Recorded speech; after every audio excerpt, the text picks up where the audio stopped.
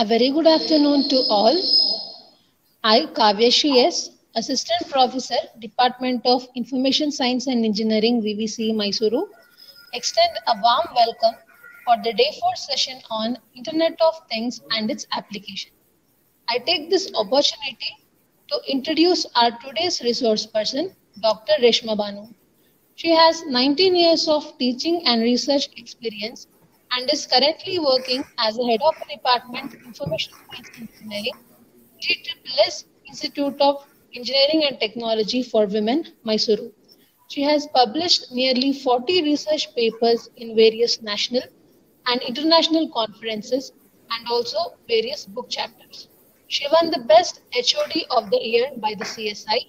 She also won the Best Project Award at KSCST IEEE Bangalore section, also awarded with Best Paper Award at CSI national level.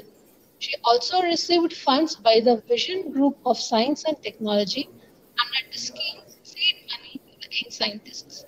She is also a senior member of various committees like ISTE, CSTA, CSI, and SDIWC. We are very glad to have you, ma'am. Over to you. Yeah, thank you so much for the introduction. I would like to state my heartfelt regards to HOD Dr. Rajendra sir for giving me an opportunity to be a part of your series of lectures related to IoT as per the VTU syllabus. And at the outset, it is my duty if I won't express my regards to the institution where I am working. A heartfelt thank to the management and the principal of GSSS IETW for promoting me and providing the free slot from 3 to 4 for my live session. I thank our principal, Dr. M. Shivakumar, for providing me an opportunity to go for the live session. Thank you so much, sir. Yeah, without much further ado, can I start the presentation now? So my topic of today's discussion is data analytics for IoT. Data analytics for IoT is right now is a technology buzzword. Why? Because each and every company is adopting IoT technologies. Now, what is new in data analytics? Why actually data analytics is needed for IoT? Throughout my deliverables, I'm just going to discuss it. In a nutshell, I would just like to present what actually I'm going to cover in this 1 hour session. So first, I'll be dealing with introduction of data analytics, then the types of analysis results and all. Before that, I am going to tell a small story of all my discussion session.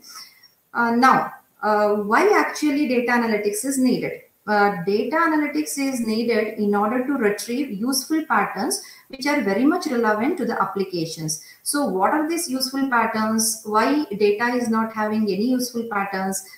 Definitely data is nothing but it is some information. So that information which is useful for me, I'm going to retrieve in that way. So that is called the patterns which are very much relevant to my application. So IoT systems are producing vast volumes of data, far more than ever been available in the past. So this new type of continual data generation from all forms of connected network instruments has created an opportunity to gain new insights and improved efficiencies like never before, in a sense that the business value of IoT is not just the ability to connect the devices, but it comes from understanding the data these devices will create.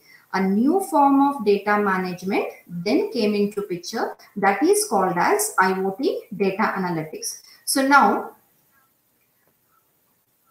data analysis is very, very important in any of the business organization in order to understand the problems being faced by the organization, and to explore data in the meaningful ways. Data itself is merely the facts and figures. The data analysis will organize, interpret, structures, and presents the data into the useful information that provides the context of the data. So now the question is how IoT analytics will benefit the business organization.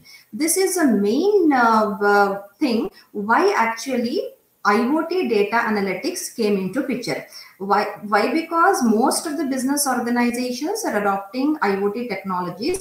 Why they are adopting IoT technologies? Because that the firms are very big. So many, the branches of a companies will be there, and they want to have the data of all the firms at one single stretch. So in that concern, they prefer going for data analytics tools. So the main importance of analytics that benefits business organization is that it will identify the inefficiencies, it will improve productivity, it will boost the revenue. Business organizations are mainly running for a profit margin only. So in order to boost the revenues, what are the cons, what are the pros for the business loss? So all those things they will get to know when they analyze the data. So implementing IoT technologies will allow the entrepreneurs or the higher ups of the organization to turn the big data that gathered in order to increase the revenue. So IoT is predictive, it will predict the future. So better understanding of the customers, customer engagement, everything can be dealt by analyzing the data. So Internet of Things refers to analyzing and examining the data obtained by the Internet of Things. That means the sensors, the network end devices, data storing and transmitting equipments that are the key components of collection of Internet of Things data upon which the analysis need to be done. Why analysis has to be done? That is why I have discussed analysis should be done in order to identify the inefficiencies of our business firm, to improve the productivity and to boost the revenues. Now we have two types of data. I can say that most of the data from IoT is unstructured. So now what is this structured and unstructured data? You may be knowing in IoT, millions and trillions of devices are part of IoT network. In a sense that if I connect a pen, it will become a smart pen to the IoT. If I connect a device, it will become smart. So this is likewise each and every device which is a part of IoT will become a smart object. These smart objects are connected to IoT networks in order to transmit and receive the data. So when I say millions and trillions of devices are connected to the internet IoT network, so much of data will be gathered. So when IoT networks are very useful in a sense that they will provide insights to the business, they will give meaningful to the data that is available. If it is not structured, then it is of no use. Why? Because structured data will consume, technically if I want to speak, it will occupy less memory space, and then it will be a structured one, and easily you can access the data whichever is need of the hour very easily. If the data is not stuck in a structured way, then definitely it will consume a lot more of energy, memory space, and then relevant of the information what you want to retrieve will be a Hercules task. So structured data, best examples are the spreadsheets and the databases. And unstructured data, as you can see, the text, the images, the video, the speech, all these comes under the unstructured data. So one thing is clear that IoT data is most means 80% of the data that has been generated by IoT is unstructured one. So structured data is that which allows the data to follow certain module or a schema that defines how the data is represented or organized. In a sense that it will fit well with the traditional relational database management system. Whereas unstructured data lacks a logical schema for understanding, decoding the data through traditional programming means. Examples of this data already I have told. It is the form of text, speech, images, and then the video. any data that does not fit correctly into the predefined data model, it can be classified as a unstructured data. So in a very simple way, 80% of the IoT data will be unstructured. So you can see here the organized formatting. Why? Because the picture speaks better than the explanation. So my slides are mostly diagram oriented. So the types of data analysis results. Next, we are coming towards the topic, that is data analysis.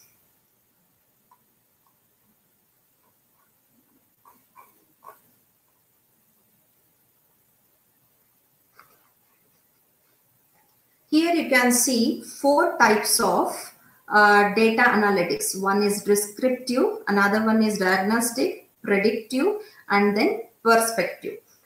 What is this data analysis? Types of data analysis. Now, if a data, IoT data, the real value of IoT data, in a sense, if the data means to be something valuable for an organization, then actually it should lead to actionable business intelligence or to the insight. That means some decisions need to be derived from the data that is available from IoT devices. This is what is actually the real value data of IoT. How actually the real value to IoT data becomes. So this is with the application of data analysis techniques and tools that make actually the IoT data more meaningful for the organization. Meaningful in a sense that with that derived data analysis results, the company can reveal the pros and cons of the decision taken. They can predict better decisions in the near future to come.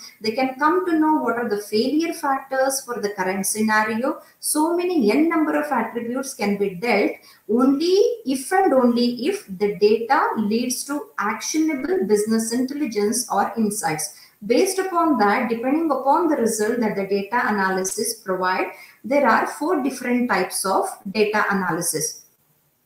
So these things have been depicted here. True importance, that is what I told, true importance of IoT data from the smart objects is realized only when analysis of the data leads to actionable business intelligence and insights. The data analysis is typically broken down by the types of results that are produced. So the diagram represents data of different types that will be forwarded to big data technologies.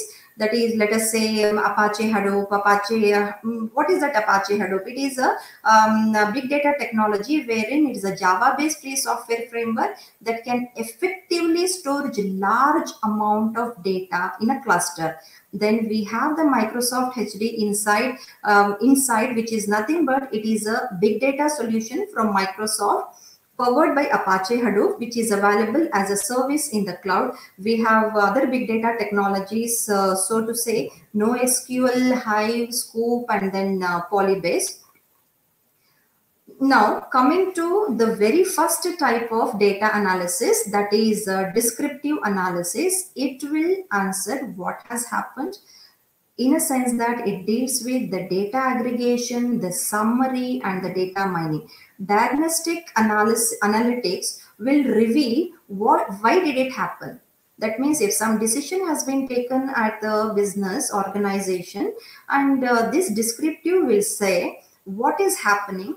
Diagnostic data analysis will put a light towards why did it happen, and the predictive will say what might happen, such as regression. Prescriptive analytics is much more oriented towards what should I do about it. If something has happened, some decisions the decision makers have taken, it may lead to the loss or it may lead to the profit. So prescriptive will say what should I do about it. If something good has happened, okay, fine. If something that is not up to the mark has happened according to the expectation of the higher levels of the organization, then definitely what should I do about it? These questions should be dealt with. So how actually, what is happening? Why did it happen? What is likely to happen? What should I do about it? So all these questions Answers will be available only when the data will be analyzed in a proper way. That is the main reason why IoT data need to be analyzed. So descriptive analytics on IoT data focuses on what is happening by monitoring the status of IoT devices, machines, the products and the assets. It determines if things are going as planned and notifies if anomalies occur. Descriptive analysis is generally implemented as dashboards that show current and historical sensor data, key performance indicators, statics, and then alerts. Now coming to diagnostic analysis on IoT data, which will concentrate towards why did it happen. It will answer the question, why is something happening? Analyzes IoT data to identify core problems and to fix or improve a service, product, or a process. Diagnostic capabilities are typically the extensions of dashboards that permit users to drill into the data, compare it, they will visualize correlations and trends in an ad hoc manner. Many organizations employ domain experts knowledgeable about a specific process, the machine, the device, or a product, rather than the data scientists to perform the diagnostics on the data. Now, predictive analytics on IoT data. What it will do? The predictive, what is likely to happen? It raises the question, what will happen? Assesses the likelihood that something will happen within a specific time frame according to historical data. The aim is to proactively take corrective actions before an undesired outcome occurs, to migrate the risk or to isolate the opportunity. Every business organization are very much eager to see the loss rather than very much eager to have the profit rather than the loss. So this predictive analytics will help them to take towards better decisions. Typically implemented, it will be done with the help of machine learning models that are trained with historical data and stationed on the cloud so that they can be accessed by end user applications. Now, coming to prescriptive analytics on IoT data. So this prescriptive analytics on IoT data, it will poses the questions like, what action should I take? It suggests the actions based on the results of the prediction or diagnosis, or provides some visibility to the prediction or diagnostic. Recommendations tend to be about how to optimize or fix something that kind of questions it will answer. Now, what are the challenges? Is data analytics is so very easy task? Is it having a very positive phase of analysis? Definitely not. It is like the faces of a coin. If something is advantageous, the other face will reflect the disadvantages also. I may not term it as a disadvantage, but there are some challenges that has been put forth by IoT analytics. What are those challenges? Let us see. So the very first challenge is scaling problem. Second important challenge is volatility of data. Scaling problems, from where does it come from? Due to the large number of smart objects. Just remember the term IoT is a collection of millions and trillions of devices receiving and transmitting the data. In a very simple definition, I can term that. So once they are into the network, they become a smart object. Okay. So for no reason, they can be they can be a part of IoT network. The reason behind they are part of the IoT network is that they are willing to transmit and receive the data. Right. So due to the large number of smart objects in most IoT networks that continuously send the data, the relational databases can grow incredibly large very quickly. So this is one of the major challenges that has to be dealt in IoT data analytics, because the data simultaneously will be transmitted and received from multiple devices. Let me say millions and trillions of devices connected across the IoT networks. Then obviously the relational database memory size will grow very quickly. So this has to be noted. Next thing is that the volatility of the data. What do you mean by volatility of the data? In a sense that this relational databases, it is critical that the schema can be designed correctly from the beginning.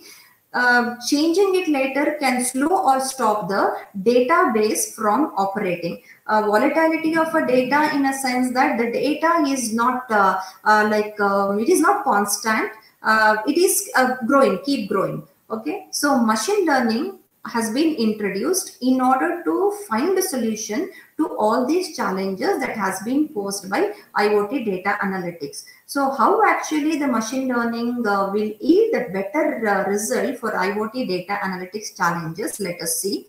One of the core subjects in IoT is how to make sense of the data that is generated. This is one of the major challenge. So ML is indeed central to the IoT in a sense that data collected by smart objects need to be analyzed and intelligent actions need to be taken based on these analysis. So machine learning is a part of larger set of technologies like commonly grouped under the term artificial intelligence. So ML is a vast field as each and everyone knows now, but it can be simply divided into two main categories. One is supervised learning, another one is unsupervised learning. So what is this supervised and unsupervised learning?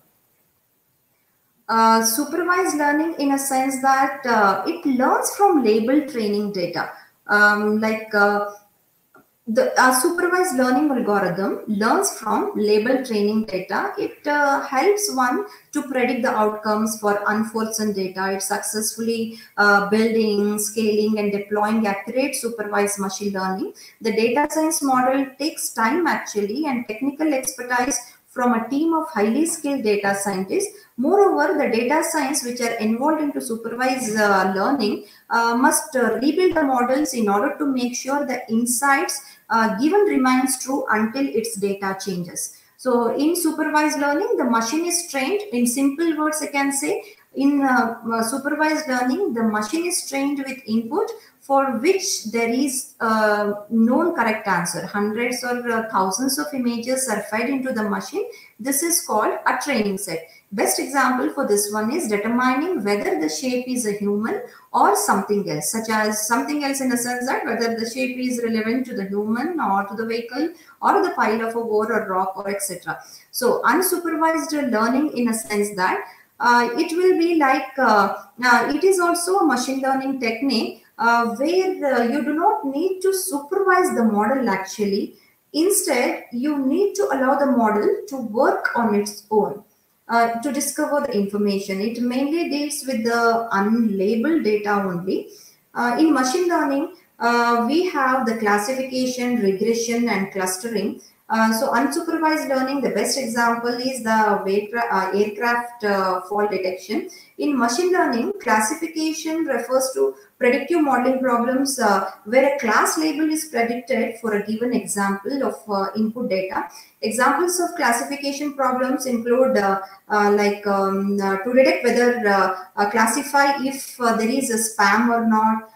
Given a handwritten character, classify it as one of the known characters, something like that. Regression models are used to predict a continuous value, predicting prices of example, that is the predicting prices of a house given the features of a house, like the features of the houses, the area, the size, the prices, etc., is one of the common examples of regression. So it will come under supervised learning. Next thing is why supervised learning is so very important. Supervised learning allows you to collect the data or produce a data output from various experiences. For example, it helps you to optimize performance criteria using the experience, or supervised machine learning helps you to solve various types of real world computation problems. So why then, what is the importance of unsupervised learning? Why we need supervised learning we understood, and why unsupervised we want. Here are the prime reasons for using unsupervised learning. What are those prime reasons? why unsupervised learning will be needed. So unsupervised machine learning finds all kind of unknown patterns in data. Unsupervised methods helps one to find features which can be useful for the organization. It is taken place in real time, so all the input data to be analyzed and labeled in the presence of the learners.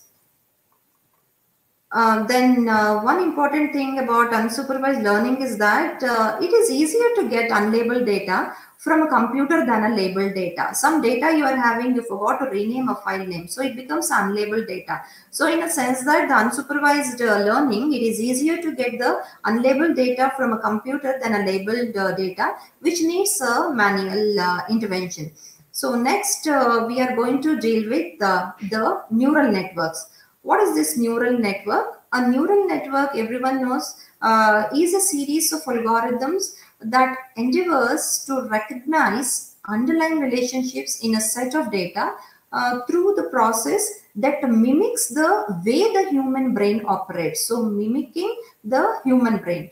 In this sense, neural networks refers to systems of neurons, either organic or artificial in nature. So neural networks can adapt to changing inputs such as, so the network generates the best possible results without needing to redesign the output criteria. The concept of neural networks, actually it comes from artificial intelligence, and it's gained its popularity in trading systems.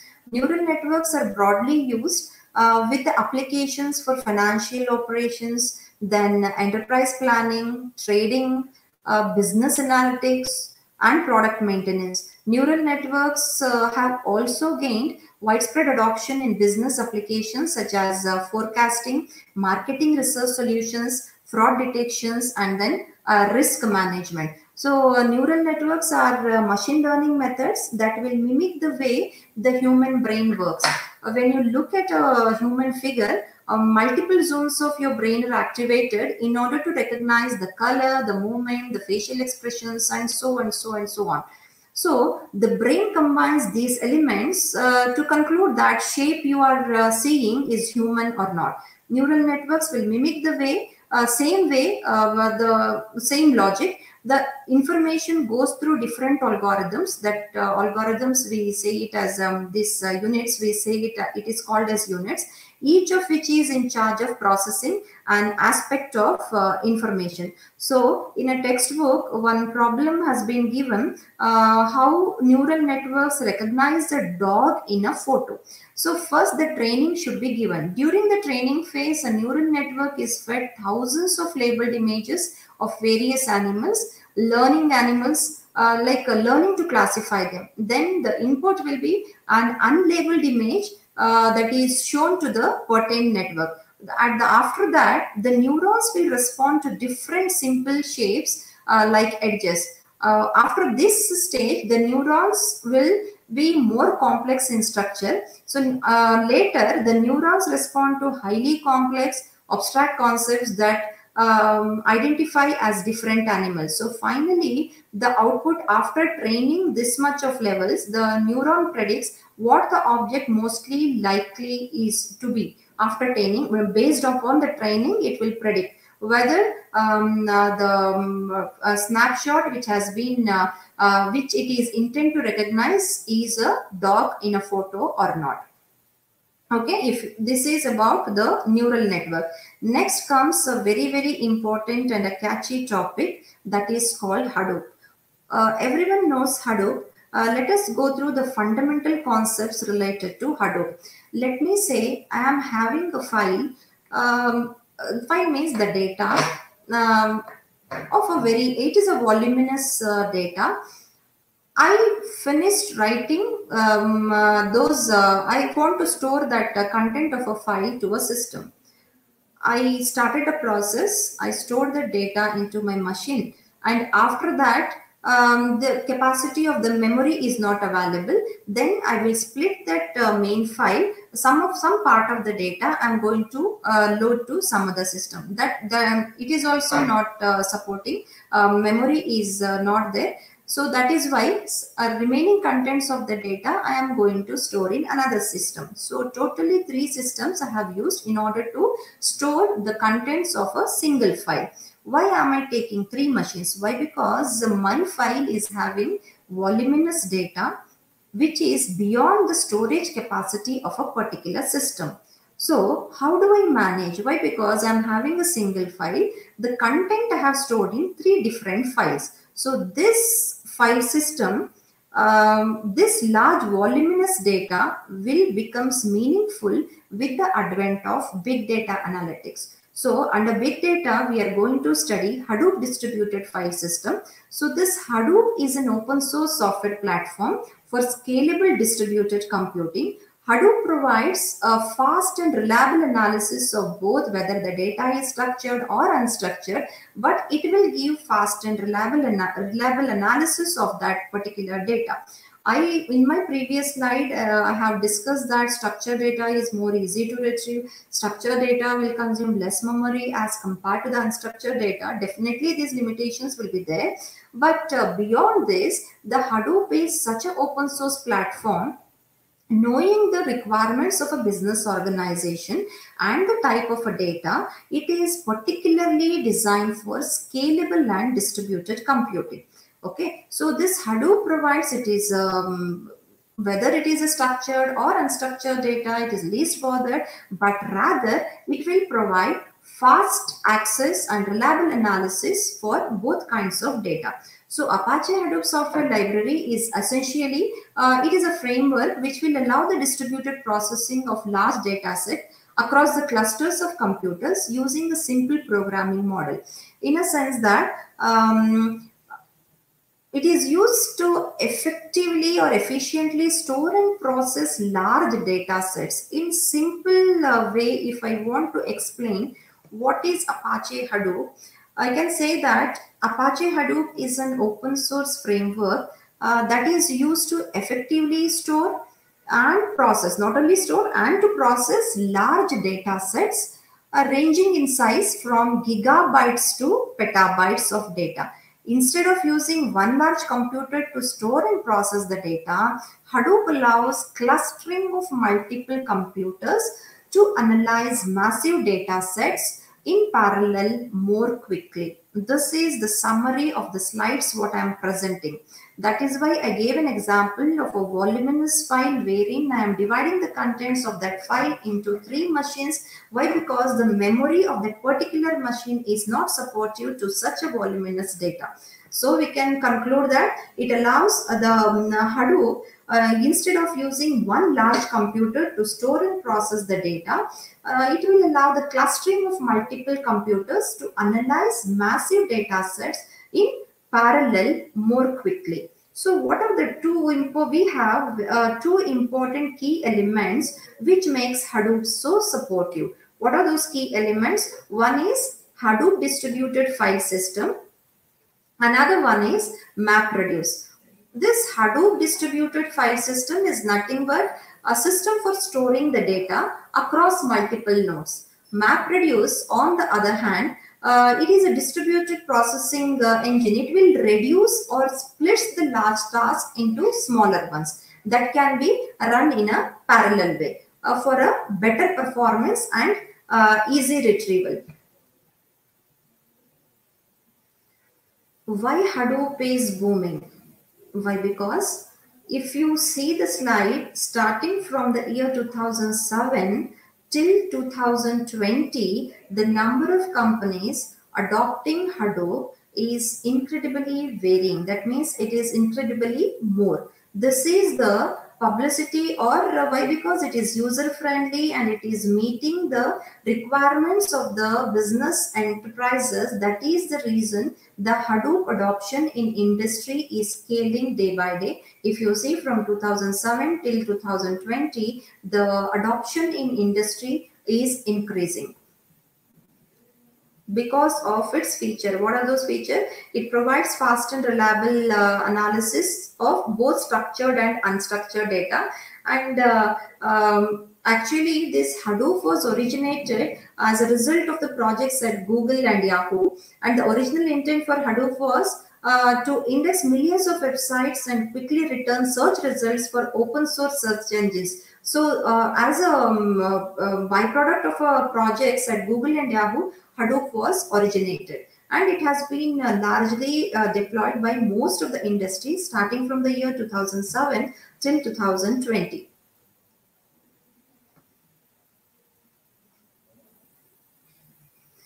Now I told there are two important key ingredients of Hadoop. One is Hadoop distributed file system, another one is MapReduce. Now what is this Hadoop distributed system? Hadoop distributed file system is a distributed file system that provides high throughput access to the application data, and it uses the master-slave architecture in which one device will be a master. This is termed as a name node always, and this name node controls one or more devices. Those devices are termed as the slaves. The slaves are data node.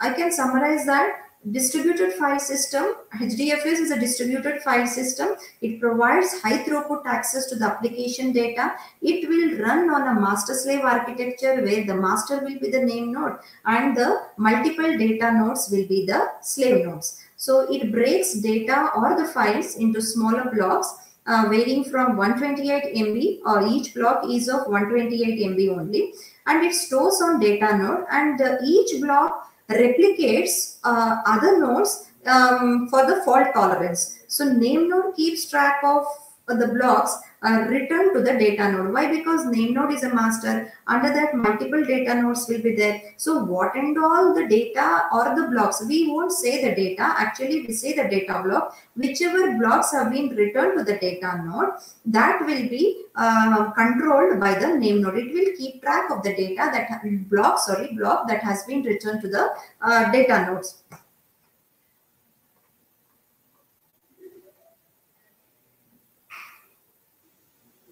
So how actually a block will be written to HDFS?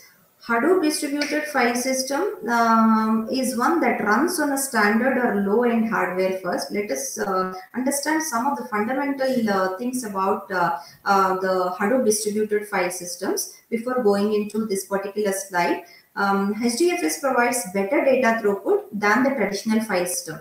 Some of the important key points, so why the it is so very being adoptable by industries. What are the factors, key ingredients which is making Hadoop to be adopted by most of the IT industries is that it provides better data throughput comparative to traditional file systems, in addition to high fault tolerance and native support of large data sets. It has got Hadoop is also having one more module that is called yet another resource negotiator. So we say it as YARN, Y-A-R-N. So in the next slide, we will be dealing in detail. So this YARN manages and monitors cluster nodes and resource usages. It schedules the job and task. That is a major part of YARN. And MapReduce is one of the important part of Hadoop. A framework, how can you define the MapReduce? I told you it will divide the larger files into the smaller one, and for the faster processing it will be done. In the more technically speaking, MapReduce, we can say that it is a framework that helps programs do the parallel computation on the data. When you do the parallel computation on the data, then definitely it will speed up the efficiency and the throughput. The map task takes input data and it will convert it into the data set that can be computed in a key value pairs. So this output of the map task is consumed by reduce task in order to aggregate the output and provide the desired results. The next module of HDFS is Hadoop Common. It provides common Java libraries that can be used across all the modules. So now, going in detail with the Hadoop architecture, whatever writing the files to HDFS, a large file that can be stored in one machine. For a large file, if you want to store it in one machine, one simple solution will be there. What is that solution? It would be to store the data across a network of the machine. Such file systems, we say it as distributed file system. Since this data stored across a network, all the complications of networks comes in now. In a sense, this is where Hadoop comes in. Are you following? Hope I am clear. So this is where the role of Hadoop comes in.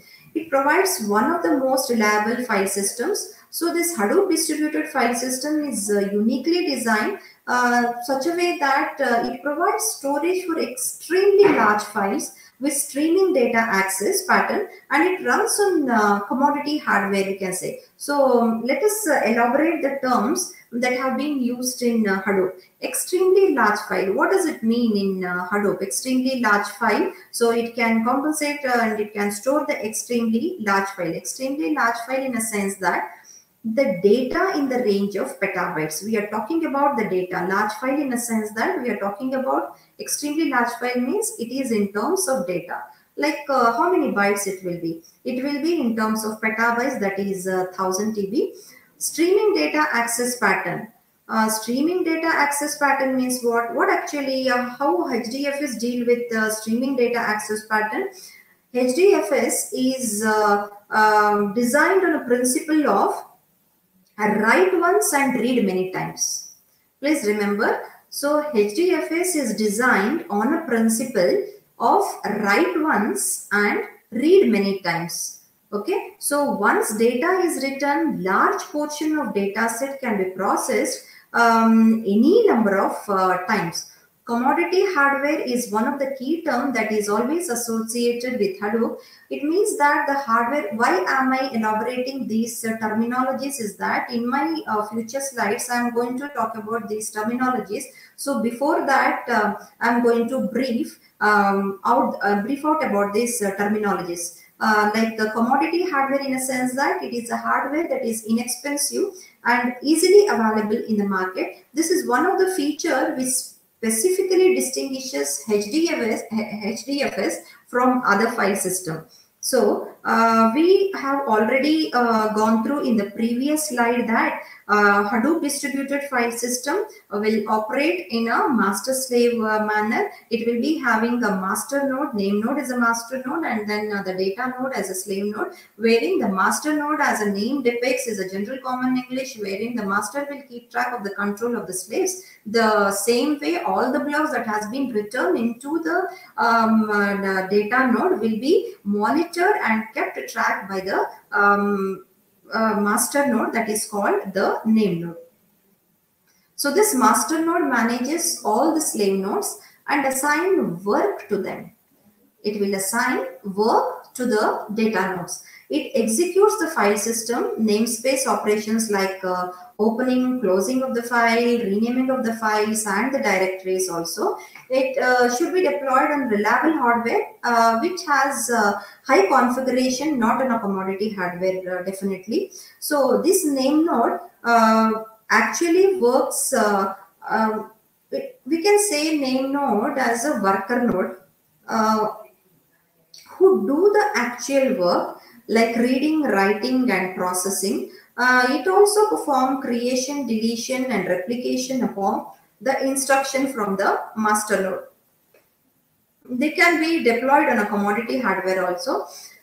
So the client calls the create method on distributed file system to create a file. After that, the distributed file system interacts with the name node through the remote procedure, RPC call to create a new file in the file system namespace with no blocks associated with it. After next step is the name node will check for the client privileges and make sure that the file doesn't already exist. If the client has sufficient privileges and no file with the same name exists, the name node makes a record of the new file. Otherwise, the client receives an input-output exception and file creation will be failed. The distributed file system then returns the data output stream for the client where the client starts writing the data. So the FS data output stream in turn wraps the DFSO output stream which handles communication with data nodes and the name node. Now, as the client starts writing the data, the DFS output stream splits the client's data into packets. and writes it to an internal queue, which is called the data queue.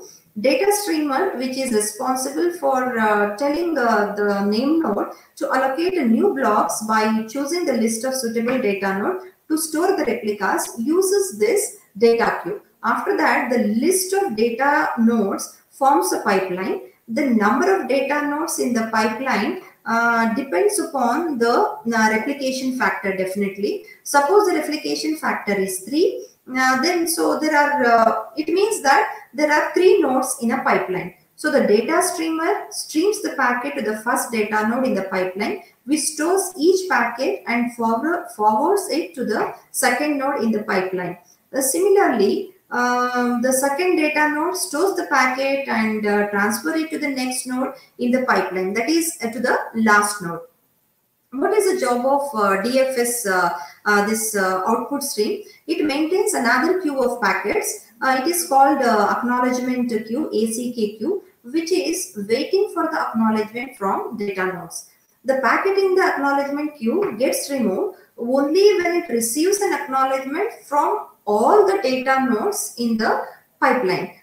After that, the client calls the close function method on the stream when the writing of the file has done. Thus, before communicating the name node to the signal about the file complete, the client closes methods action pushes the remaining packets to the data node and waits for an acknowledgement.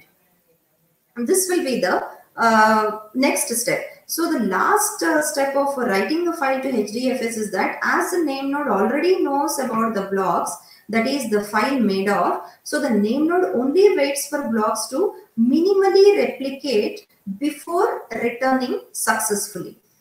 So key pairing of Hadoop MapReduce will be given in the next slide.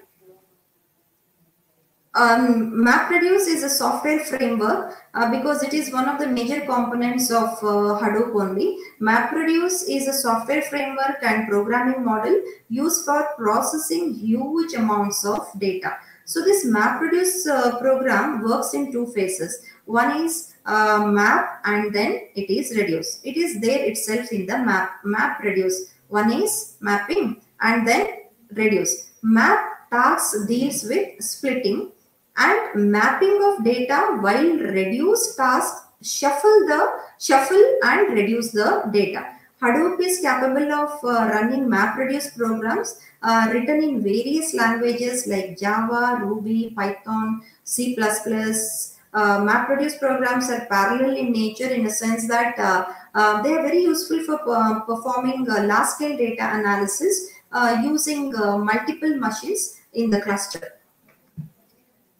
So this is about the MapReduce. So it will map and then reduce. The input to each phase key is like it is a value pair. Key is equal to value pairs. In addition, every programmer needs to specify 2 functions. One is map function, another one is the reduce function. And the data goes through the following phases. Very first phase is the input split. Very first phase is the input split. So in this input split, an input to the MapReduce job is divided into fixed size pieces called the input splits. Input split is a chunk of input that is consumable by a single map. So this mapping, next step is mapping. So in mapping, very first phase in the execution of MapReduce program, mapping. In this phase, data in which split is passed to a mapping function to produce output values. So that will be concentrated. The job of mapping phase is to count the number of occurrences of each words from input splits. More details will be given in the next slide, and it prepares a list in the form of word frequency. One example has been given in the textbook in order to count the number of words in a sentence. So with that one, the MapReduce algorithm has been used, and it is very much self-explanatory. So I'm concentrating towards the key value pairing in Hadoop MapReduce. The very first step in MapReduce is the input will be split, and then the mapping, then shuffling, In shuffling, this phase consumes the output of mapping phase definitely, because it comes after the mapping phase. Its task is to consolidate the relevant records from mapping phase output. In the example that has been mentioned in the textbook, same words are clubbed together along with their respective frequency only. After mapping, shuffling, and then next step is reducing. In this phase, the output values from the shuffling phases are aggregated. This phase combines values from shuffling phase and returns a single output value. Even after it splits so many tasks, the output will be a single value. So in short, this phase summarizes the complete data set, we can say. So now, what are the limitations of this MapReduce? What are the limitations of this MapReduce? The limitations of this MapReduce have been pointed here as number one limitation is issue with small files. What is this issue with small files? The idea behind Hadoop was to have a small number of large files. Have a small number of large files, but if you have many small files, then Hadoop cannot manage it. Small files are those files whose size is quite less than the block size in Hadoop. Each file, the directory and the block occupies a memory element inside. The name nodes memory only. As a rule of thumb, this memory element is about 150 bytes. So if you have 10 million files each using a block, then it would occupy 1.39 gigabyte of memory. Scaling beyond this level is not possible with current hardware. Also, retrieving small files is very inefficient in Hadoop. This is one of the limitations. That is why it has been cited as issue with the small files. At the back end, it causes many disks to seek and hopping, it is HOPPING, hopping from the one data node to another. So it incurs a lot of time to do that. That is why it has been titled as the limitation. That is, it is having issues with the small file. Then what will be a solution for this? The solution for this might be the Hadoop archives or HAR files will be having. It is one of the solutions to solve this issue with the small files. Hadoop archives acts as another layer of the file system over the Hadoop. With Hadoop archive, with this command, we can build HAR files. This command runs on MapReduce job also at the back end to pack the archive files into a small number of HDFS files. But again, reading through HAR files is not much efficient than reading through HDFS. This is because it requires to access two index files and then finally the data files also. The sequence file is another solution to small file problem. In order to overcome this problem, sequence file is another solution. In this, we write a program to merge a number of small files into one sequence file, and then we process this sequence file in a streaming fashion. MapReduce can break this sequence files into chunks and processes it in a parallel, as we can split the sequence file. The next limitation is slow processing speed. In Hadoop, the MapReduce reads and writes the data to and from the disk. This is very much common and known to everyone. In Hadoop, the MapReduce reads and writes the data to and from the disk. For every stage in processing, the data gets read from the disk and returned to the disk. This disk takes time, thereby making the whole process very slow. Now, if Hadoop processes the data in small volume, it is very slow comparatively. It is ideal for large data sets. As Hadoop has batch processing engine at core, its speed for real-time processing is less.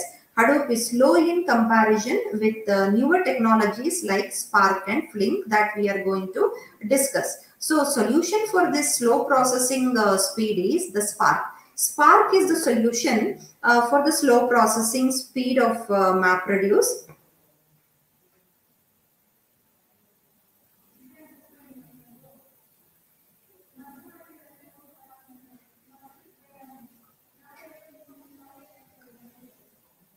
Hadoop, this one, the Spark is a solution to overcome the limitation of slow processing speed.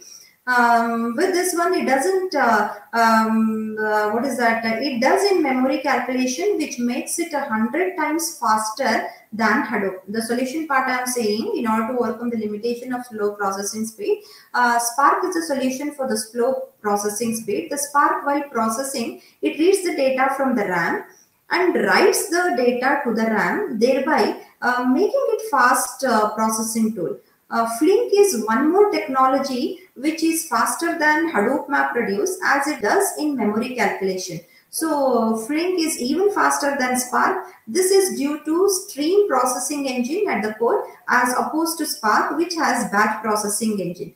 Okay, so this Spark, Flink, which are have been evolved in order to overcome the limitations with the small files and slow processing speed. So as and when we can say that no technology is complete, the pros and cons will be there forever. And this is a kind of analysis. If this technique has been launched, let us see the positive phase of it with comparatively to the present system. If the proposed system is very good, then go for that. And that proposed system is not also ultimate. It will be having also some limitations. So work on that. So it will be a continuous process, I can say. The solution for slow processing speed will be done with an advent of new techniques like Spark and Flink. The other limitation is no real-time data processing. No real-time data processing in a sense that Hadoop with its core MapReduce framework is unable to process the real-time data. Hadoop processes the data in batches. That is very much clear by this time. First, the user loads the file into the HDFS. Then the user runs MapReduce job with the file as input. It follows the ETL cycle of processing. So the user extracts the data from the source, then the data gets transformed to meet the business requirements, and finally it will be loaded into the data warehouses. Fine. The users can generate insights from this data. The companies use these insights for the betterment of their business. What is the solution for this no real-time data processing? Yes, we have a Spark as a solution to overcome this no real-time data processing limitation. It has come up, the Spark has come up as a solution to the above problem, whatever I have mentioned with the no real-time data processing. The Spark supports the real-time processing. It processes the incoming streams of data by forming micro batches and then applying computations to these micro batches. Again, Flink is also one more solution for slow processing speed. It is even much faster than the Spark as it has because it has a stream processing engine at the core. The Flink is a true streaming engine with adjustable latency and also the throughput. It has a rich set of APIs exploring streaming runtime. Well, the next limitation will move on to the security. This security is Hadoop is challenging in managing complex application. Hadoop is challenging in managing the complex application. To say if the user doesn't know how to enable a platform, who is managing the platform, your data can be at the huge risk. At storage and network levels, Hadoop is missing encryption. We can say, which is a major point of concern. So Hadoop supports Kerberos authentication, which is very hard to manage. HDFS supports HDFS supports access control list and also the traditional file permission model. However, the third-party vendors have enabled an organizations to leverage Active Dictionary, Kerberos, and LDAP for authentication. Now, moving towards Yarn, yet another resource negotiator. As I have told in the beginning, the major basic components of Hadoop are HDFS, Yarn. So Yarn we are introducing as a next topic of discussion. It was introduced with the version 2.0 of the Hadoop, and it was designed to enhance the functionality of the MapReduce only. With the initial release, MapReduce was responsible for batch data processing and job tracking. and resource management across the cluster. Yarn was specifically developed to take over the resource negotiation, like job tracking, allowing MapReduce to be responsible only for data processing. In a sense that it is a software that is a software rewrite that is capable of decoupling MapReduce's resource management, and it also has a scheduling capabilities from the data processing component. So Hadoop ecosystem is a platform or a suite, we can say, which provides various services to solve the big data problems. It includes Apache projects and various commercial tools and solutions. There are four major elements of Hadoop, that is HDFS. We have already, I'm just recalling it.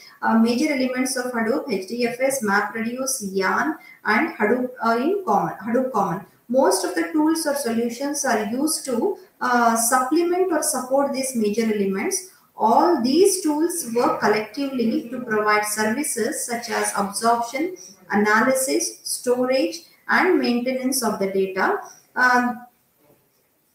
What I can say, there are a few components that collectively form a Hadoop ecosystem.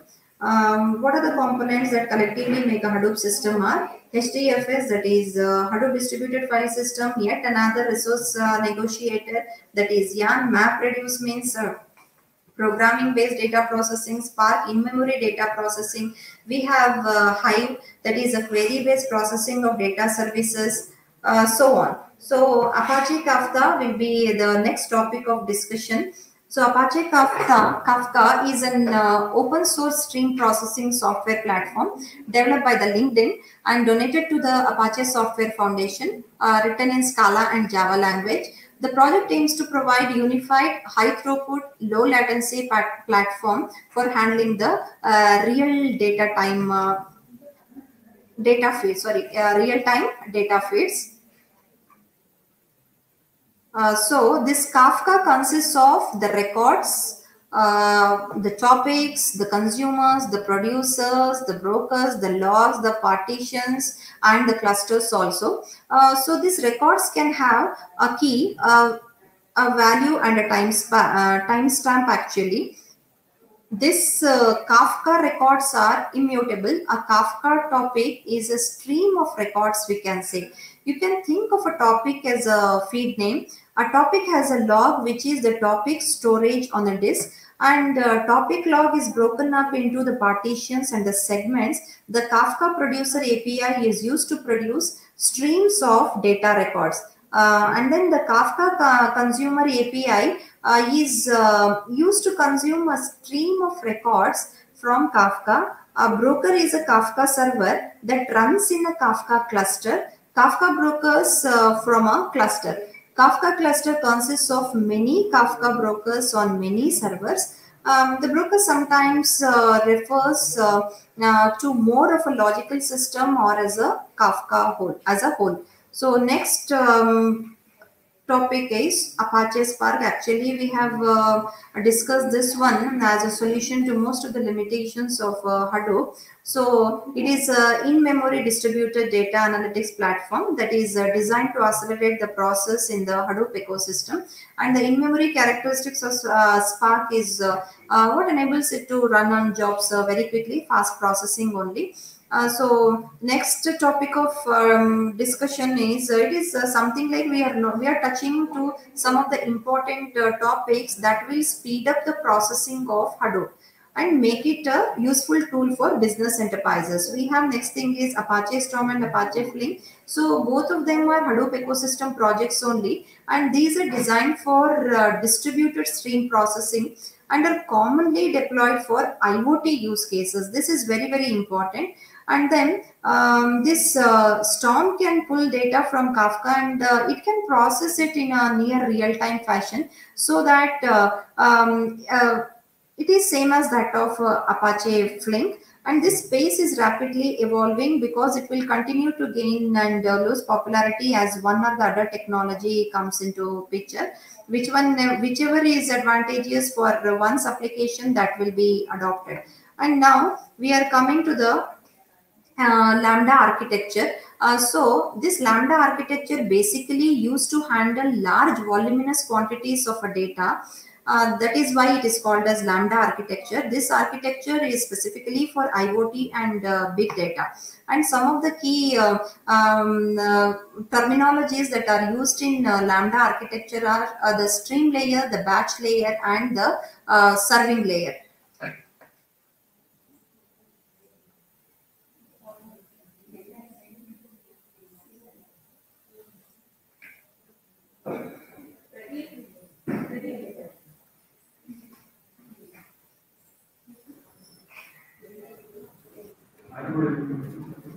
Hello.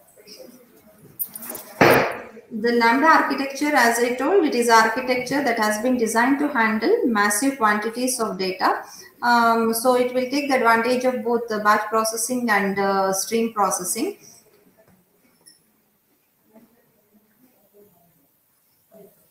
What some terminologies also I have highlighted here. The stream layer. This layer is responsible for near real-time processing of the events, and the batch layer consists of batch processing engine and data store. Serving layer is already I have told. The serving layer is a data store and mediator that decides which of the inside layers to be viewed the data into or not.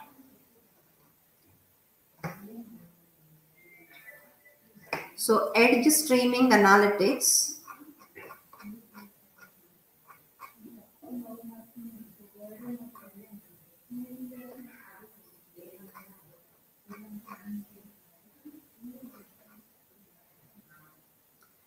So I would like to just give important terminologies in detail which are relevant to Lambda architecture. The batch layer stores all the data with no consistent on schema. This schema on read is built in the batch views in the serving layer. Creating schema on read views requires algorithms to parse the data from the batch layer and it convert them into the readable way. So it allows input data to freely evolve as there is no constraint on their structure.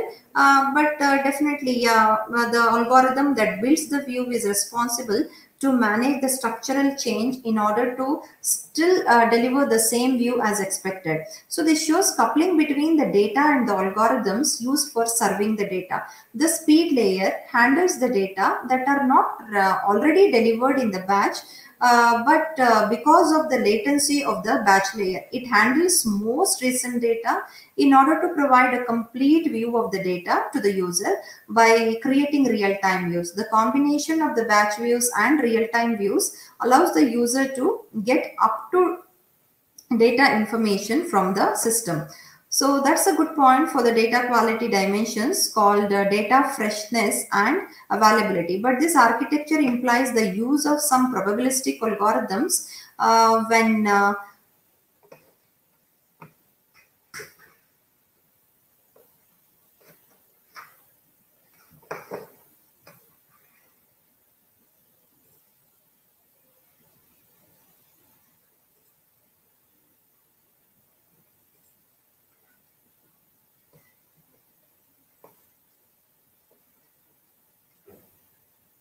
then the accuracy dimension is undetermined so as to get a better availability. Next topic of discussion is edge streaming analytic. So this edge streaming analytic is a powerful cloud-based tool for creating stream processing workflows that can be deployed to edge devices. It helps manufacturers and industrial companies to reduce time to market for any analytics based improvement like predictive maintenance, operational excellency, or energy efficiency. Workflows are created visually in the edge streaming creator application. It provides analytical functions and machine learning out of the box, but also allows for inline coding of C or Python code also. The edge streaming manager provides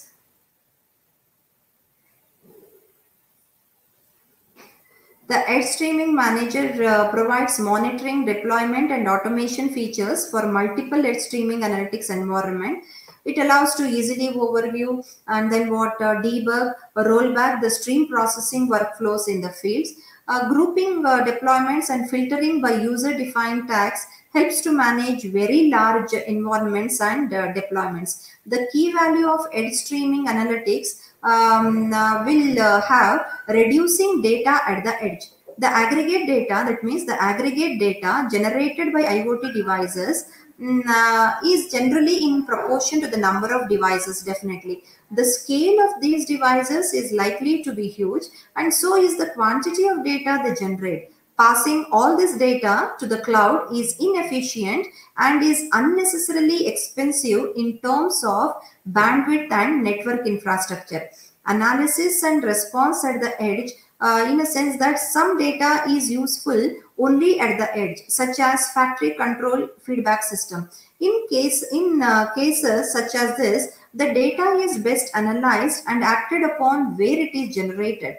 The time sensitivity, when timely response to data is required, passing data to the cloud for future processing results in unacceptable latency. Edge analytics allows immediate responses to changing conditions.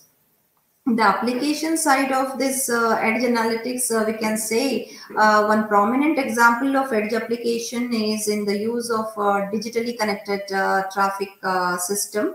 A party, for instance, a law enforcement department might want data like camera images, okay, or sensor speeds in real time or before the data has trickled into a data warehouse for consistencies.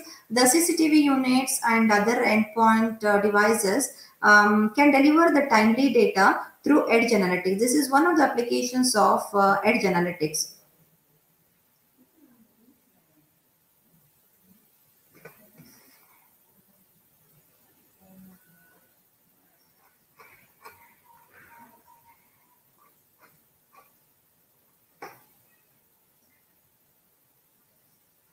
The distributed analytics system for the IoT, it spreads the data analysis workloads over multiple nodes in a cluster of servers rather than asking a single node to tackle a very big problem. The same algorithms run across each node, processing a subset of the data.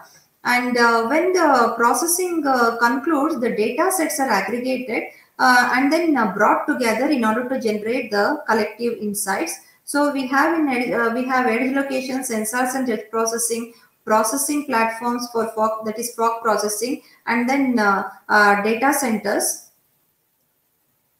Network analytics is the next topic, wherein it is some other kind of analytics that is extremely important in managing IoT systems, in a sense that IoT systems which are network-based analytics, unlike the data analytics systems which we discussed in our previous slides, like edge analytics, distributed analytics, that are concerned with finding patterns in the data which are generated by the endpoints. Network analytics, on the other hand, is concerned with discovering patterns in the communication flows from a network traffic perspective. Network analytics has the power to analyze the details of communication patterns made by the protocols and correlate this across the network. So this is very much clear that from this one, this is very much interested, this network analytics are very much interested in discovering the pattern, whereas the previous two types of analytics were concerned with the data analytics that we have discussed, but this one is very much interested in discovering the patterns in the data generated by the endpoints.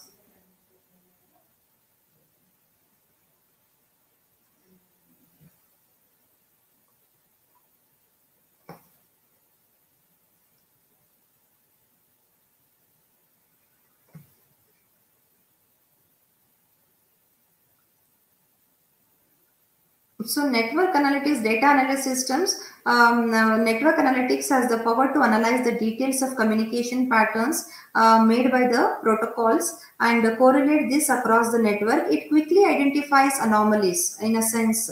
So network analytics will quickly analyze or identifies the anomalies that suggest network problems due to suboptimal paths, intrusive malware, or excessive congestion. Next thing is that it will figure field area network that shows traffic analytics performed on aggregation router in a smart grid. Flexible NetFlow architecture. It is a flow technology developed by Cisco Systems that is widely deployed all over the world. The key advantages of this flexible NetFlow architecture are in the name itself, it is there. The flexibility, flexible NetFlow architecture. Flexibility is the key advantage of FNF. Flexibility, scalability, aggregation of flow data, ability to monitor a wide range of packet information and procedure, new information about the network behavior.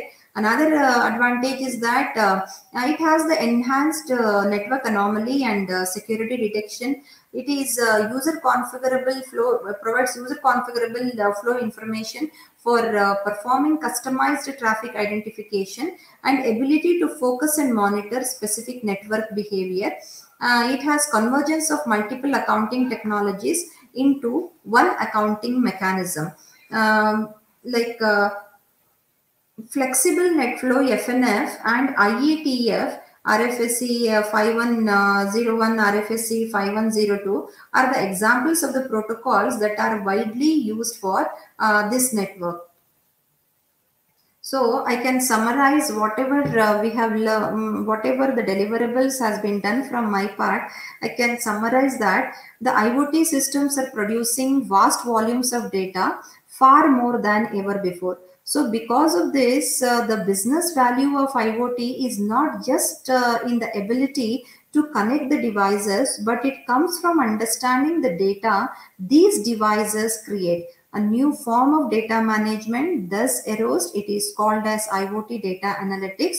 Traditionally, data management was performed by relational databases, which cared for well-structured data in the tables, where the relationships between the tables and the data structures were well understood and could be easily accessed through SQL. However, the majority of data generated by IoT devices is unstructured, as we discussed. As the IoT data is collected over time, it becomes big data and requires special handling in order to reveal the patterns within the lake of data. To unlock the value of data, special algorithms that perform machine learning are required to process the data and find solutions.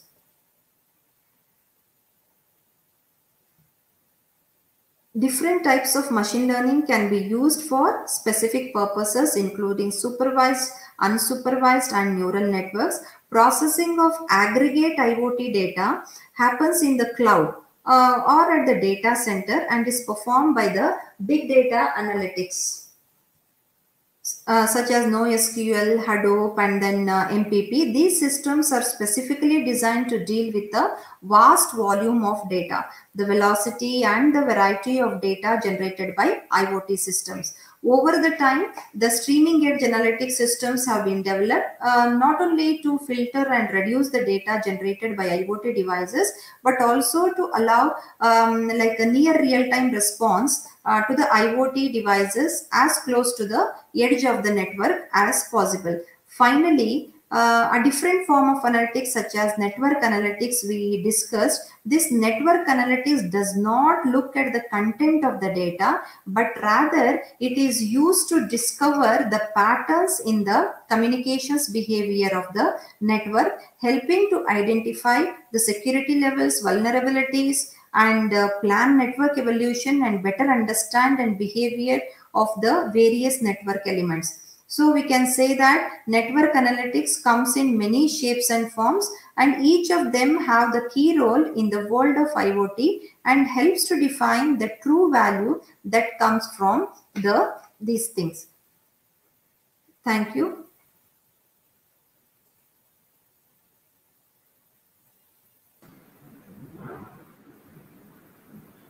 Thank you for the briefing session, ma'am. We have a question from a participant. Yeah. What is the use of HDFS file system? HDFS file system is used for monitoring and processing voluminous data in a faster way. If HDFS system wouldn't be there, then processing of such a kind of voluminous data was a big question mark.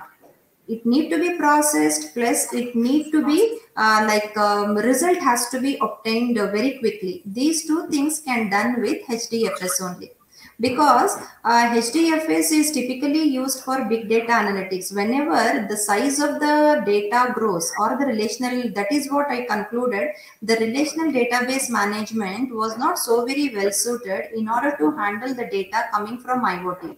We are talking with respect to IoT, right? So when millions and trillions of devices are connected to the network, obviously the data generated by them will also be more. In order to handle that in a fast and a better way, HDFS will be used. Okay, ma'am. Thank you. Thank you for your precious time. Looking forward for further collaboration with you, ma'am. Thank you so much. Thank you so much, ma'am. Same here. I thank all the audience. Yes, ma'am. Yeah, I would like to thank once again to Dr. Rajendra sir, providing an opportunity, and the team which is working towards this one from past 1 week or so. Yes, and at the same time, I would like to express my regards to the management and the principal of GSSS. Thank you so much, one and all. Thanks the participants for their time and their patience hearing. Thank you, ma'am. Thank you again. I thank all the audience for taking part in today's session. We will be having a session on IoT physical devices and endpoints by Professor Harshita K, Department of CSE, VVCE, tomorrow at 3 p.m. So meet you all tomorrow. Thank you.